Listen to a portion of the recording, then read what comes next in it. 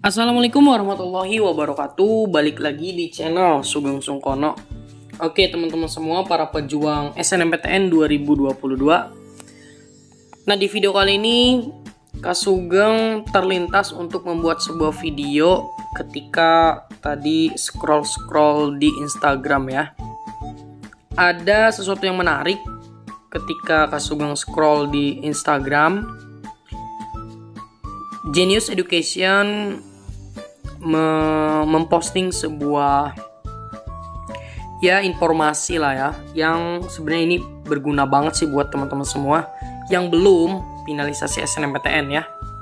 Jadi menarik banget ya setelah Kak Sugeng baca. Nah, silakan ya teman-teman juga jika ingin membacanya, tapi Kak Sugeng akan beri komentar lah ya dari setiap kata-katanya. Oke, langsung aja teman-teman. Di sini di judul diterangkan bahwa SNMPTN bukan gede-gedean nilai rapor. Ini strateginya. Oke, dari sini juga sudah ngebuat apa ya? Mungkin beberapa pertanyaan dari teman-teman. Wah, apakah benar SNMPTN bukan hanya gede-gedean rapor gitu kan? Nah, terus ada strateginya. Nah, berarti teman-teman harusnya udah menggali dari sana ya, bahwa apakah benar atau enggak nih nilai rapor doang atau ada faktor lain gitu kan. Nah, di sini ada percakapan yang menarik. Misalnya Kak Sugeng ditanya oleh anak Kak Sugeng ya, bahwa pada kenyataannya belum sih, karena kan ya masih jomblo lah ya.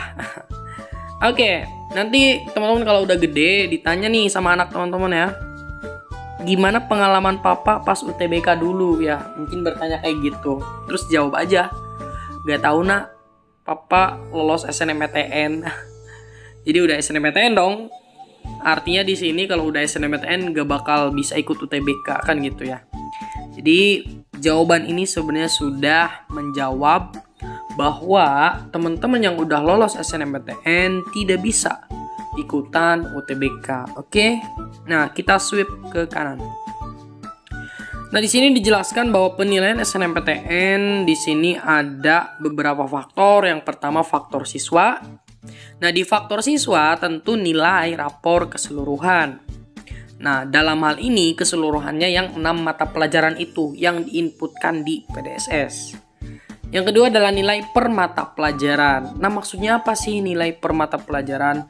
Jadi sebenarnya ini bobot dari jurusan yang teman-teman pilih. Misalnya teman-teman ingin ke kedokteran, berarti nilai yang harus bagusnya atau yang naiknya adalah seperti biologi dan kimia gitu kan. Nah, jadi teman-teman harus memperhatikan hal-hal itu. Kemudian konsistensi nilai. Jadi ya benar banget.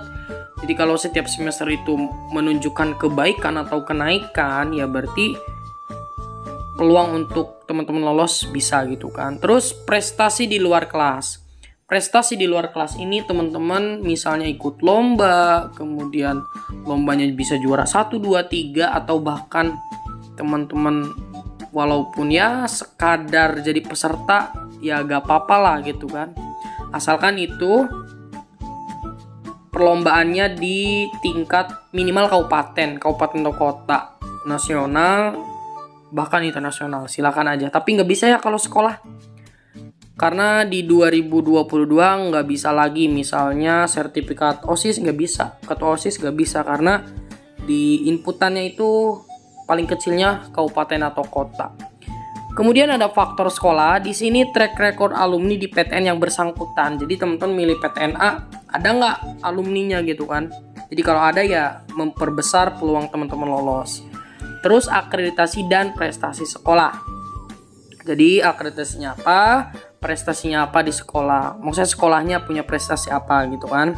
Dan nilai sekolah di UTBK. Maksud nilai sekolah di UTBK ini adalah apakah teman-teman masuk top 1000 ya dari ranking LTMPT, sekolah teman-teman masuk nggak gitu kan. Kalau masuk ya berarti teman-teman dipandang, bisa dibilang faktor sekolahnya ini berpengaruh. Oke. Kemudian ada faktor lainnya. Di sini faktor lainnya itu adalah prioritas teman-teman memilih jurusannya. Nah, jadi gimana nih teman-teman apakah hanya memilih satu ataukah memilih dua gitu kan. Nah, silakan aja teman-teman prioritas pemilihan jurusannya seperti apa. Apakah yang di pilihan pertama yang peminatnya dikit atau gimana, silakan ya. Kemudian kebijakan khusus tiap PTN. Ya, benar sekali teman-teman. Jadi tiap PTN itu memiliki kebijakannya masing-masing. Misalnya ada PTNA yang dia itu melihatnya yang paralel gitu kan. Terus ada yang melihatnya nilai apa yang naik gitu. Pokoknya mah macem-macem lah ya. Oke, itu untuk faktor lainnya. Kemudian kita buat slide selanjutnya. Nah, terus gimana strategi maksimalin peluang lolos SNMPTN? Nah, di sini ada beberapa strategi. Yang pertama, mulai cari-cari persebaran alumni yang diterima di SNMPTN tahun lalu. Ya, benar sekali. Jadi teman-teman harus menganalisisnya by data teman-teman ya. Jadi cari PTN apa yang ibaratnya kalau bisa dibilang misal yang paling banyak menerima di sekolah kamu tuh yang PTN yang mana gitu kan. Nah, di sini cari tahu PTN yang menerima siswa dari sekolah kamu khususnya di jalur SNMPTN. Ya, jadi ya karena kita berbicara SNMPTN ya teman-teman harus ke SNMPTN gitu kan yang lolosnya. Misal bertanya, terus gimana yang UTBK? Ya tetap itu ya ibaratnya nilai tambah doang sih sebenarnya, tapi fokusnya ke SNMPTN ya. Terus biasanya sekolah punya persebaran datanya. Iya, teman-teman wajib lihat dulu datanya. Terus gimana kalau nggak ada alumni sekolah sama sekali gitu kan? Ya sebenarnya nggak apa-apa juga. Ya itu juga kalau di sini dijelasin nggak bakal punya patokan dari alumni untuk menentukan peluang kamu diterima secara lebih akurat. Jadi ibaratnya nekat gitu kan, nggak ada alumni, teman-teman ikutan nekat. Tapi itu juga bisa dibilang pendobrak teman-teman ya. Jadi kalau teman-teman lolos tanpa alumni berarti teman-teman adalah pembuka pintu bagi adik-adik teman yang di bawah teman-teman gitu ya. Silakan aja, kejar aja teman-teman ya jika teman-teman ingin di sana. Lanjut. Bandingkan nilai rapor kamu dengan alumni yang udah diterima. Kan enak ya kalau misalnya teman-teman udah ada alumni yang diterima, misalnya si A keterima di PTNA jurusan A. Teman-teman juga mau PTNA jurusan A. Nah, teman-teman lihat nilai rapor dia, atau gak jauh-jauh deh, jangan nilai rapor. Misalnya dia paralel berapa sih gitu kan. Misalnya dia paralel 20 keterima. Kita sekarang paralel 10. Ya udah berarti lebih gede dong peluangnya kan gitu. Nah, ini nilai raportnya kita lihat juga boleh. Nah, nilai rapor dari alumni yang terbukti diterima bisa jadi patokan buat menilai apakah kamu cukup realistis atau enggak. Misal rata-rata nilai alumni sekolah lo yang tahun lalu diterima jurusan akuntansi UGM itu 85, terus rata-rata nilai lo sekitar segitu gitu ya, atau lebih tinggi lah ya. Nah, ya udah bisa berarti peluangnya cukup terbuka gitu ya. Itu dari kata jenius. Lanjut nomor 3. Nah, di sini teman-teman juga harus riset ya teman-teman. Cek data penerimaan masing-masing PTN yang resmi dikeluarkan oleh panitia. Silakan teman-teman lihat di SIDATA LTMPT ya. Nah, silakan aja di Google tulis SIDATA LTMPT, nanti lihat di sana. Misalnya di sini ada penerimaan SNMPTN S1 Psikologi Unpad. Nah, dari sini bisa dilihat yang masuk Unpad Psikologi Unpad itu rumpunnya Saintek dengan tingkat keketatan tiap tahun 1-3%. Waduh, ketat banget ya. Nah, jika teman-teman udah lihat ini, teman-teman bakal lebih realistis lagi ya. Yang keempat adalah cek nilai UTBK sekolah. Betul sekali ya, teman-teman bisa lihat di LTMPT, nanti tulis aja di paling atas kan ada ya nilai UTBK sekolah gitu kan. Nanti teman-teman tinggal tulis sekolahnya, kemudian nanti nilainya berapa gitu kan. Terus top 1000, oh ini ya diceknya di top 1000, bisa lah ya. Semakin tinggi urutan sekolah semakin bagus bobot rapot kamu. Nah, terus yang kelima ada buat keputusan.